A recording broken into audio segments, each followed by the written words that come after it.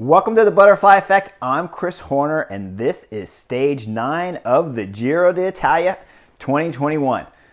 Guys, it's on back there. I mean, they're going all day long. It's a mountainous stage, 4 categorized climbs, but really 7 mountains throughout the stage, and they're packed. 158 kilometers, about 100 miles in length, and there's really nothing flat. The climbs, they're hard climbs, but not that crazy steep stuff that you see at the Tour. If we jumped out there and started riding them, everybody watching this would argue with me that they're incredibly difficult. But for pro riders, you really, until you start getting over that 6, 7, 8% stuff, that's when it starts getting really difficult. Final climb is exciting with the last 1.5 kilometers dirt, and that's really the steepest part of the climbs, of any of the climbs on today's stage, where we start getting over 8%. But let's get to the action because it's intense and it really is on all day long. Big breaks are going, getting brought back. UAE Team Emirates is missing a lot of these moves and then bringing them back. Ineos doing a fabulous job of being at the front. At times we'll see them in some of the moves, but it's normally, I'm sure, just riders following. It doesn't look like they're actually attacking, ever trying to get riders away into a break. Just following some important moves, some guys that are up in the top 10 or top 15 on GC, maybe they're following that, but they're not being aggressive. They're really out all at the front and riding tactically smart. Now behind them, with race leader Walters, he's doing everything he can. He's staying in the right position. He's got his team around him from time to time, the FDJ teammates, but never on the front. They're really hidden for the first 60, 70 kilometers of this particular stage, and Walters is doing a good job today of staying near the front, but never on the front and never in the wind. The young Hungarian rider is doing an exceptional job to make up for the damage that he did in yesterday's stage in the crosswinds when he was out of position. With 120 kilometers to go, they're going to crest the first KOM, and just before that, Damiano Caruso, and he's top 10 on GC, Bahrain victorious rider, throws in a big attack to get across to a move up the road. The groups up the road are basically in 2 different splits there, and he has 2 teammates set up along the way. He'll crest the top with Mohorič, the Bahrain victorious rider, his teammate, and Gino Mater is up there. So this is a fantastic scenario, and it only works when you have teammates that are in this front group. If Damiano Caruso had jumped across to that front group on his own without teammates, those guys are just going to look at him and they're going to look left and right, and everyone's going to start yelling at him. He's top 10. He's within a minute of the race lead. They are not going to want to work with Damiano Caruso. But because he has 2 teammates, and one's Mohorič, and we know Mohorič is strong because he has been pulling like a monster on different stages and helped Bahrain win with Gino Mater on the stages earlier this week. So from a mathematical point of view, it looks like a good move for Damiano Caruso, but it'll change really quick. They'll go over the top, and Ineos have 1 rider in there, Martinez. And this is a little bit, it's a good move because he's basically tied. They're a few seconds apart from each other. Damiano Caruso is a little bit ahead on GC. But really, in my book, I like to keep a team together when I got a rider like Egan Bernal, and he's 5-star favorite, and he shows he has good legs. I'm not real opposed to it, and I understand why they do it. But if the other teams back there just said, hey, we don't care if you have Martinez up there, really, is Ineos going to have to start chasing anyways? In my book, I think they would. Otherwise, you got Martinez racing against Caruso, and that gap could just explode. Other teams do panic, though, and they will start chasing. But first, after they go over the top of the climb, it's Mohorič that has a spectacular crash. They're going into the left turn. He's on too much back brake he has. Now, viewers at home, all the time when we're talking about bike racing, you see him go into the turn, and you got to be on the front brakes and the back brakes. And the front is always going to take more braking than the back. But sometimes you get it wrong when the bike's leaned over. He grabs too much back brake, and you'll see the bike starts to slide. And when it pitches hard to the right, he's going to high side, because what's going to happen, he's going to pitch hard to the right. The natural reaction now is you have too much brake. He's going to let go of the back brake. Once you let go of the back brake, a couple things can happen. You could still continue to lose traction, or that tire could all of a sudden grab the concrete and you're going to have traction immediately, and that's what it does. When it grabs, so it starts to slide right, then it grabs and it's going to high side.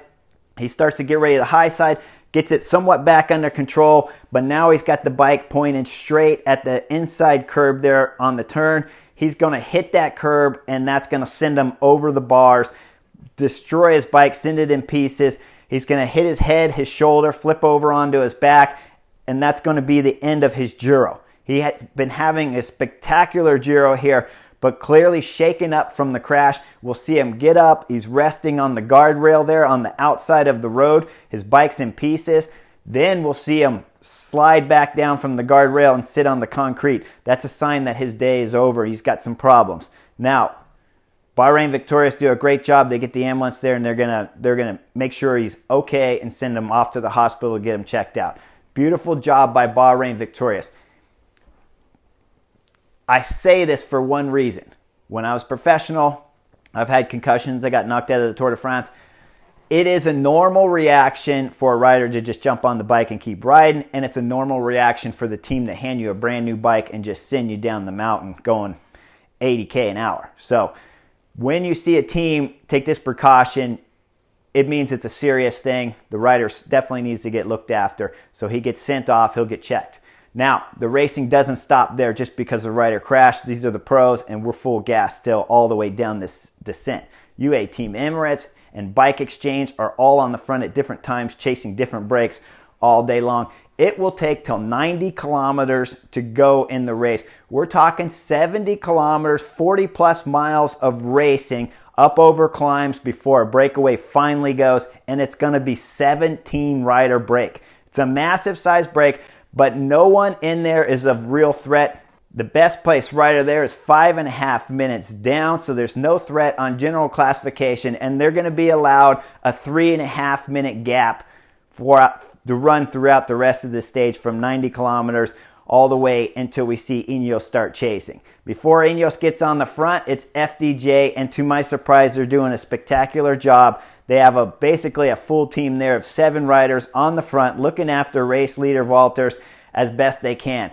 Impressive ride from FDJ, intelligent riding, never touching the front until this moment. And when they do finally get on the front, they're just setting some steady tempo. Up front in the breakaway of group of 17 riders, these guys are dead man walking.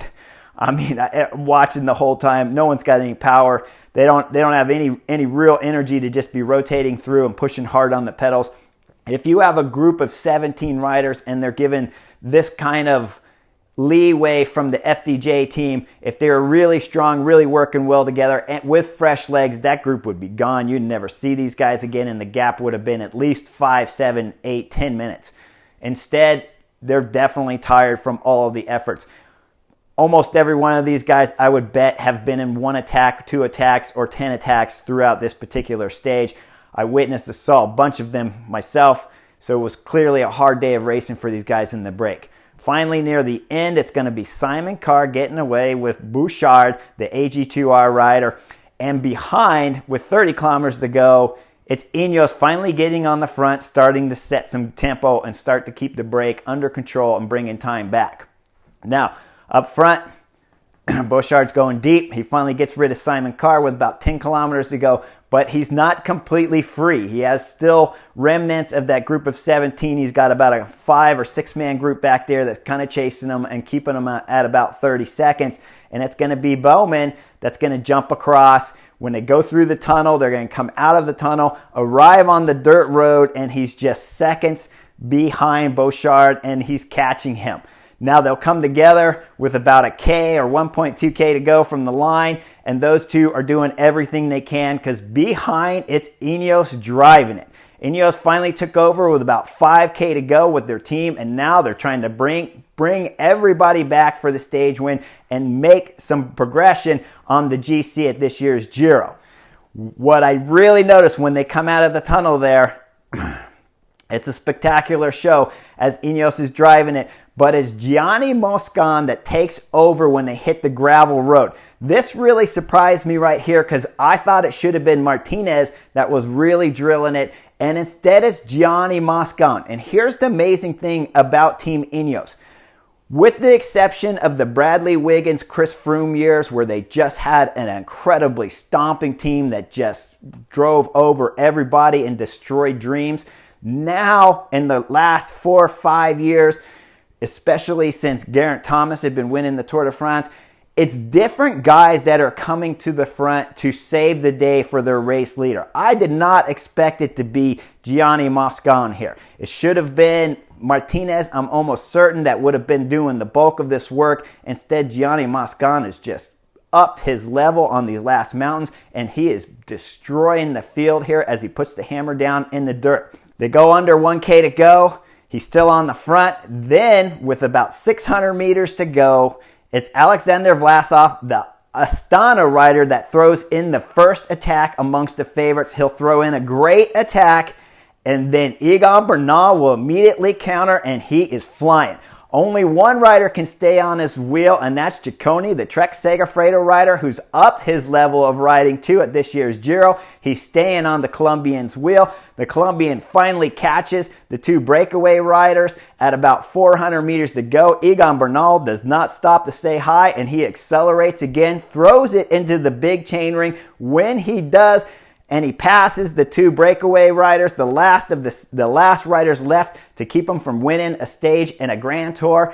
He dislodges Ciccone and goes all the way to the line. It was a fabulous win for Egan Bernal. Big chain ring to the finish of the line. When he finally threw down after Alexander Vlasov's attack, he never hesitated. Just went on the pedals and drove it all the way to the line to get his first Grand Tour victory. That's right, he is the 2019 Tour de France winner, but he didn't get a Grand Tour stage win that particular year, so this is his first official Grand Tour stage win, and it comes at the 2021 Giro in spectacular style on dirt roads. Well deserved, and now Team Ineos have set everything into a more standard mode of what we're used to watching here and Grand Tours, with Egan Bernal leading and a very strong team defending him. Now keep in mind, 2 stages from now, we're going to get onto the dirt roads again here in Italy. They're spectacular. The Strade Bianche courses are absolutely fabulous. Anything can happen on that particular day, no matter how strong your team is. But Egan Bernal has great form, and what we saw in 2019, when he has great form, he can handle the mountains, he can handle the crosswinds, and he can handle positioning himself in the group at the front at crucial moments. It's going to be hard to dislodge him. They might need a little bit of luck when we get on these dirt roads here to see if something bad can happen to him to mix up this year's Giro. Behind on the stage, second place, Giulio Ciccone gets second. Alexander Vlasov holds off for third. That's our podium on the stage. And on GC, not a whole lot changed on GC because in terms of big time gaps, Egan Bernal, of course, is in pink. But Remco Evenepoel is there, and he's still fighting for this win at this Giro. It's going to be an exciting finish. Everybody is still only 1 minute apart, so this stage did not have a massive effect on the GC, but it has changed from Frances de Jure controlled or uncontrolled to now the Ineos controlled group throughout the rest of these coming stages, unless some bad luck happens to Egan Bernal. Like and subscribe, and I'll see you real soon.